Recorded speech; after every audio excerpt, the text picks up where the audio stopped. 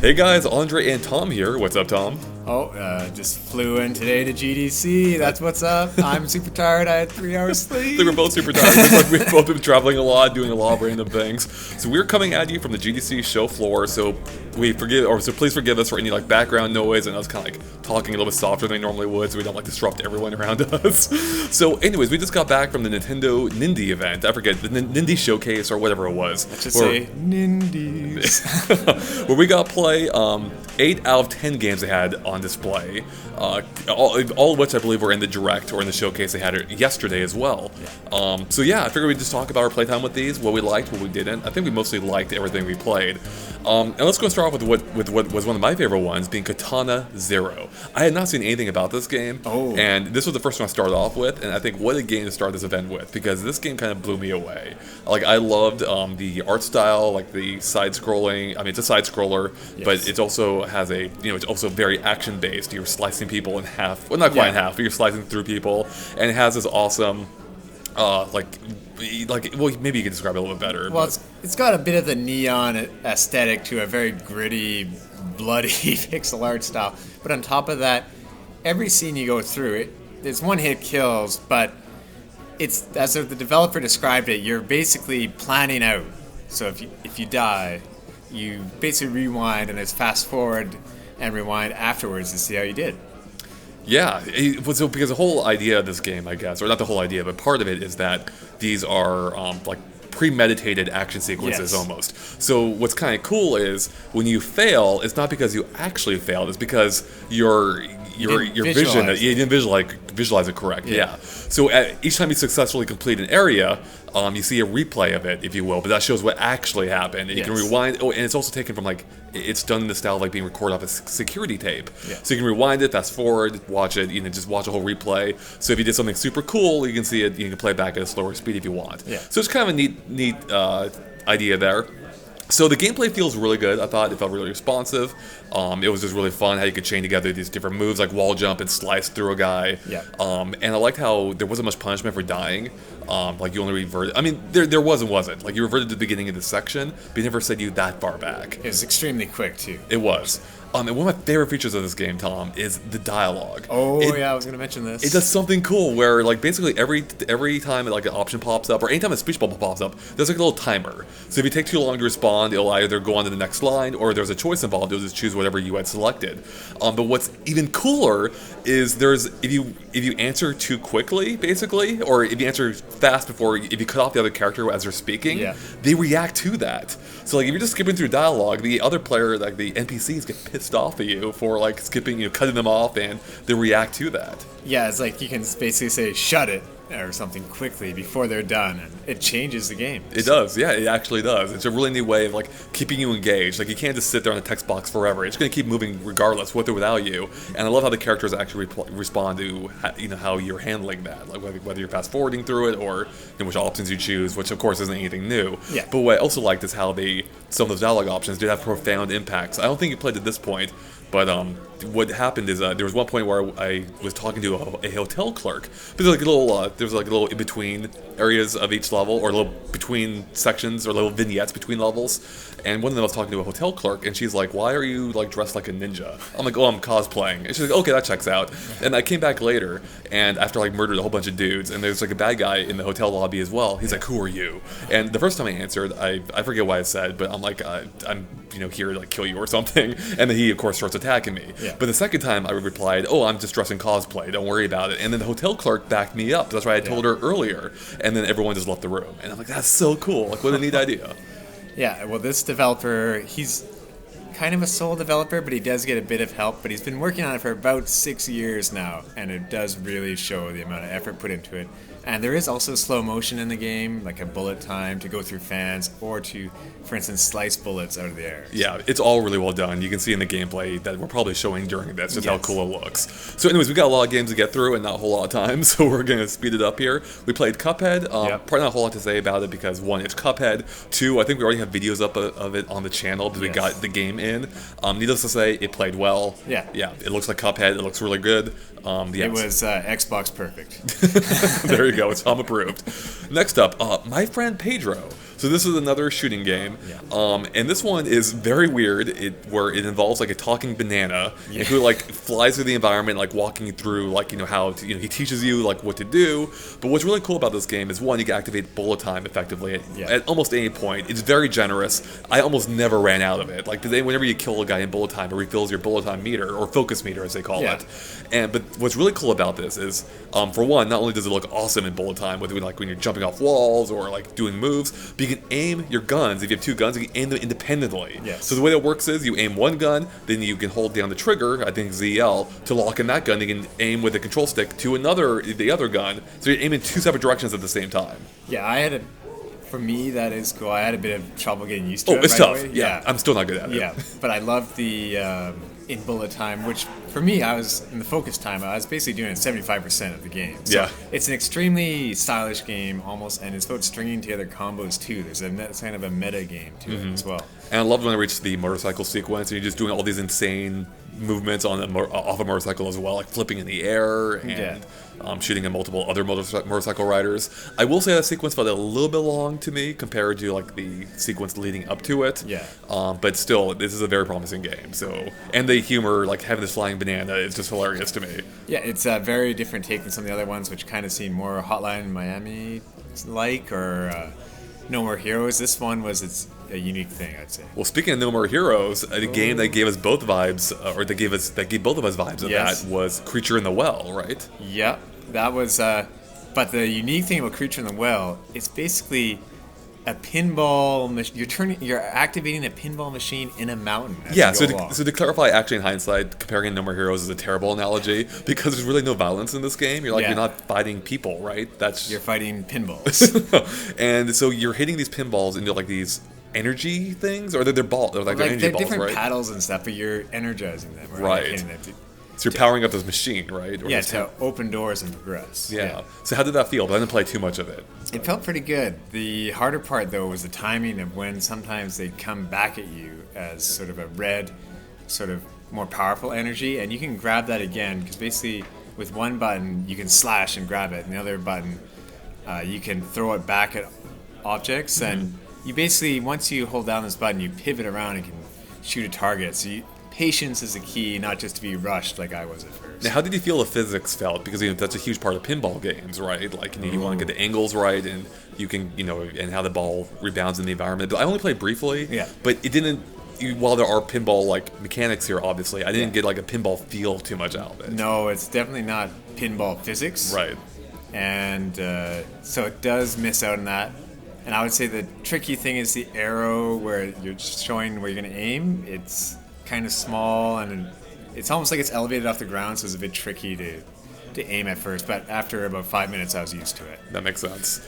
Well, let's move on to another game where that involves shooting, surprisingly, or shooting things. That was Swimsanity, and this game is kind of cool because it's made for multiple reasons. One, it's made by two brothers and one of their childhood friends, and they were inspired by the Game & Watch game Octopus. And apparently, this is something he'd be telling people all day. And I was the first one to know what he was talking about. So we had like that instant bonding moment. Yeah. So this is like even though it started off as based on that concept, the game itself is very different. Pretty much the only things they have in common is that you're underwater as a scuba diver. Yes. But beyond that, like this is there were two ways to play, but in both of them it's a shooter. So you're either shooting each other underwater or you're working together cooperatively through this adventure-like game to shoot enemies and like avoid a boss fight or avoid getting hit by a boss chasing you, rather. Yeah, it almost reminded me of the octopus boss in Tropical Freeze, really. But you're. It's like a Moby Dick, I guess, basically chasing you. Yeah, this giant. Yeah, it was a whale, right? Giant whale. Giant whale. And so we're like just pummeling him, because you can free aim. You can aim at 360 degrees as you're swimming around. So you were like shooting behind us as we're like running away from it. So it was really neat. And also, a huge or a major mechanic of this game too, or feature, I should say, is they have these transformations, basically these final smashes. Do you remember what that was called? It's just kind of different abilities for each character. Like one guy had the ability to summon a piranha, and then that piranha could take care of enemies coming from the front while the boss was coming from behind. Right. So basically, yeah. In one of my cases, I turned into like a giant, I think a shark as well. Yeah. Shark, and you can choose up or down or left and right. Right. So you kind of aim as you fly across the screen, trying to swallow. In that case, it was PvP, so trying to swallow you guys. There were different weapons or different power ups you could pick up, I believe. Yeah. So yeah, I thought it felt like a pretty fun game overall. Yeah, and which is good because apparently they've been working on it for about 9 years. Jeez. Yeah, no, it had a good feel to it. So I'm excited to play more of that. Yeah, and a ton of different modes. There's going to be a lot of replay value in Swimsanity. Absolutely. Another game we tried was Bloodroot. And this is kind of a game with a ton of different weapons, right? Yeah, you are extremely weak. You basically can't do anything by yourself. You just have to keep picking up objects in this very physics-based world and using them on enemies and the enemies can kill you in one hit. So it's key to like dodge them. There's about 5 enemies in each zone before you move on. Mm-hmm. And how did that feel overall? But I didn't get a chance to try it myself. Like, did it feel good when you're like landing? Oh, like because you can use a ton of different weapons, like anything in the environment, like ladders or sticks, I think, or what else? Fish. Fish. Basically, you could take a fish and shove it on somebody's head, and then he would suffocate and die. That's amazing. The ladder looked fun. How you could spin it around, right? Yeah. It had a pretty big range. Yeah. Or there was there was a barrel that you could run on and fling it into a guy too. That's awesome. Like new weapons in every single stage, so it's pretty amazing in that regard. Probably one of my favorite features was when you clear an area, when you defeat the last guy, it activates a special cutscene for the weapon you're using. Yeah. So like you just like pummel someone with a ladder or I guess a fish in that, you have a fish, and as far as I can tell, those animations are unique to the weapon you're using. Yes. Which is super cool. And a lot of things in this are destructible, all the buildings you can kind of destroy. But it's got a really fast pace. It reminded me a bit of, let's say, if you took Travis Strikes Again and the art style of Mark Cree from an old PlayStation 2 game and kind of merged them together. But extremely fast pace. It's going to be interesting how it turns out in the end. Yeah, absolutely.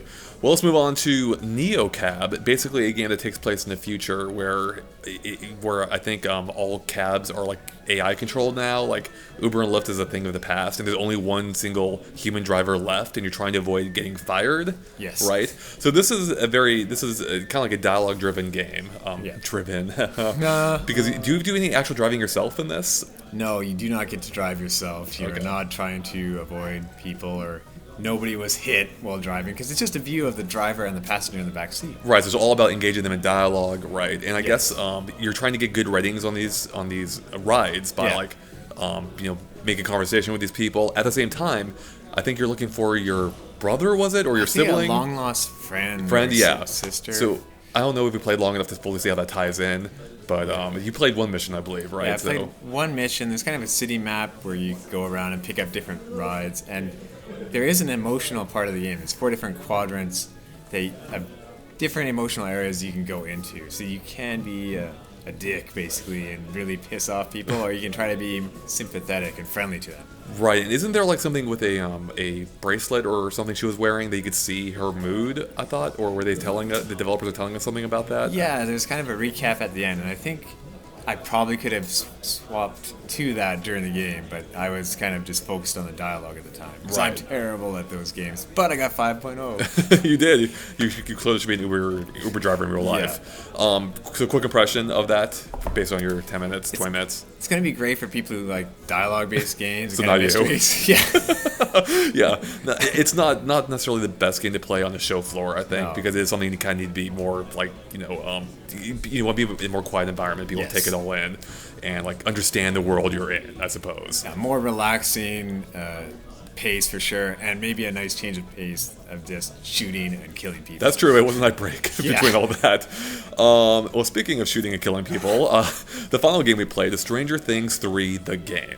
So this is based on Stranger Things Season 3. Yeah. It's coming out the same day that launches. It apparently runs concurrent, like it has story elements lifted from the show, or like it runs concurrent to it, I believe.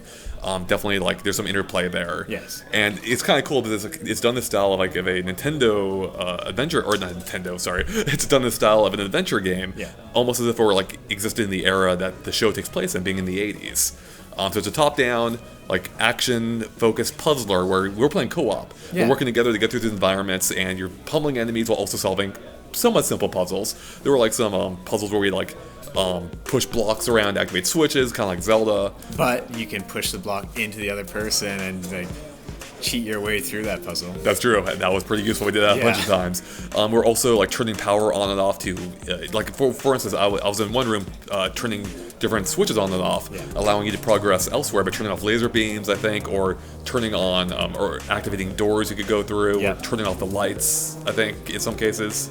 Yeah, some places you had to turn off a camera, go through it, then turn on the power again while the other person flipped a switch, and then the previous person could meet up. Yeah. So I thought the mechanics actually worked pretty well overall. Like, it had the co-op was pretty well designed. It felt like we were always doing something. I didn't find it to be the most fun game though, I think. I felt like it was missing technically on some levels of polish or game feel. Perhaps, but also there was a bit of slowdown at times too, which didn't help. That's true. It had this weird judder every maybe minute or so, I'd say. I noticed it.